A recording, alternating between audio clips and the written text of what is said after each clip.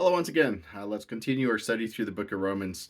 We are in chapter 3, and we'll be starting in verse 21, continuing in verse 21. So, basic recap the the book of Romans is actually a letter from Paul to those who were living in Rome, and it was more of in the beginning, he was charging them and warning them about judging others based on what they were doing, what people were doing. So basically, why would you judge someone as a thief when you are a thief yourself, kind of thing, right? Then he goes into chapter 2 saying, there is no difference between the Jew and the Greek or the Gentile nation, those who are non-Jews, because before God, both will still be judged by God, right? And then we talked about in the beginning of chapter 3 about sin, right? How there is no difference between those who are Jews and those who are non-Jews because a sin is a sin, right? And that the Jews are not in any advantage compared to those who are not Jews. Just because they are Jews doesn't necessarily mean that they are better than anyone else. So let's continue, verse 21. But now the righteousness of God apart from the law is revealed. Righteousness is actually a fascinating word. It comes from the Greek word dikaiosune. I probably butchered that, but dikaiosune. It basically means, in a broad sense, state of him who is as he ought to be, righteous, the condition acceptable of God. So basically, if we're talking about righteousness, it's more of like what God sees as righteous, what is right before God's eyes. And this righteousness of God apart from the law is revealed because without the law which basically shows man to sin, but yet outside of this law, we still see that God is still righteous, that he is still good, that he is still perfect in every way, right? So continue, being witnessed by the law and the prophets. The law and the prophets, law basically talking about Moses and how he was given the law to the Jews, and the prophets, we're talking about Ezekiel, Jeremiah, Isaiah, Daniel, and the minor prophets as well, right? Who basically were speaking for God about God's righteousness. All right, continue. Verse 22. Even the righteousness of God through faith in Jesus Christ, to all and on all who believe. All who believe. And this is all who believe that Jesus came down and died on the cross and rose again from the dead and is the one person. And we'll continue through this chapter and we'll see what Jesus has done. All right. Now, for all who believe, for there is no difference.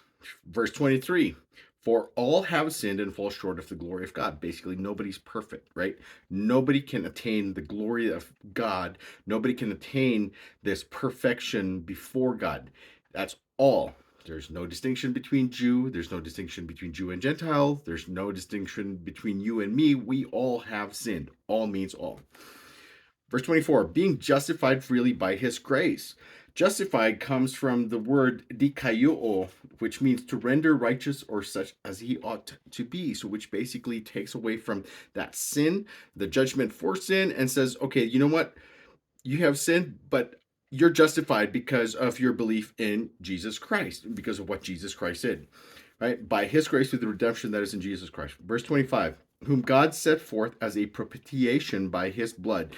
This word propitiation, actually, if we look into it a little bit more, back in Leviticus, where the priests were told that they were going to take the sacrificial lamb and they were going to sprinkle the blood and sprinkle the blood in the mercy seat which is on the Ark of the Covenant. They sprinkle the blood as a means to atone for the sins of the person who's offering that blood or that goat, right? So that's the propitiation of what Jesus did, is he died and is paying for the sins of basically everybody as a propitiation by his blood through faith to demonstrate his righteousness. Because in his forbearance, now the word forbearance again, right? God has taken his time to release his judgment on the world, although we know of one judgment that he's already done in the book of Genesis, where he flooded the world in water, Noah and the ark and the animals that were saved. Okay, so that's one judgment, but God has put his forbearance on judging the entire world, you know, because of sin, but yet because of what Jesus did, his forbearance is shown, right? Because in his forbearance, God had passed over the sins that were previously committed. Verse 26, to demonstrate at that present time his righteousness, that he might be just and the justifier of the one who has faith in Jesus. And of course, God is righteous, God is just, he has to punish sin. But because of what Jesus did on the cross, by paying for the sins of the world, right, by that propitiation, by him paying, sprinkling his blood as a means of atonement, which means basically you're justified, I'm justified, as long as we confess and we confess our sins and we put our faith in what Jesus had done on the cross. Verse 27, where is boasting then? It is excluded. By what law? Of works? Now, here, right? So there are cases where people would tend to say, oh, I'm such a good person. Look at me. I'm helping the neighborhood. I'm feeding the poor. I'm giving them money. And I'm making it known that my donations are huge and obnoxious. Sorry, I had to use that word. But it's basically those kinds of works where people just boast on it, like as if that's going to get them into heaven. No, right? No, but by the law of faith. Faith meaning we trust into what Jesus had done, trust into what God has given us, this grace that we don't deserve, right? For all have sinned. Okay, verse 28, therefore we conclude that a man is justified by faith apart from the deeds of the law. So even if the Jews who had the 613 laws that they were supposed to follow, or including the 10 commandments, they're supposed to follow these different laws in order for them to be righteous before God.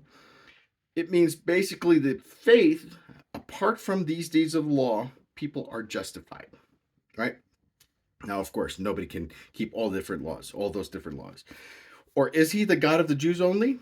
Is he not also the God of the Gentiles? Yes, of the Gentiles also, since there is one God who will justify the circumcised by faith and the uncircumcised through faith. Remember, we talked about circumcision as a means of that covenant between God and Abraham that says, because Abraham followed and obeyed God and believed God, and that God was going to keep his promise and trust that God was going to keep his promise, he made this covenant, this partnership that all men in Israel, or at that time it wasn't even Israel, but all men who followed or were birthed from Abraham were going to be circumcised, right? So back to verse 30, since there is one God who will justify the circumcised by faith and the uncircumcised through faith. So even the uncircumcised, because the consideration of the uncircumcised are those who are actually non-Jews, but of course, the circumcision part in today's world is more of a medical reasons rather than the covenant between God and Abraham, right? So through faith. Verse 31, do we then make void the law through faith? Certainly not. On the contrary, we establish the law. Now, that one is a little bit more deeper than I would know. But basically, uh, considering the case of Abraham, we're going to go into chapter 4 to probably discuss it a little bit more um, about that establishing the law.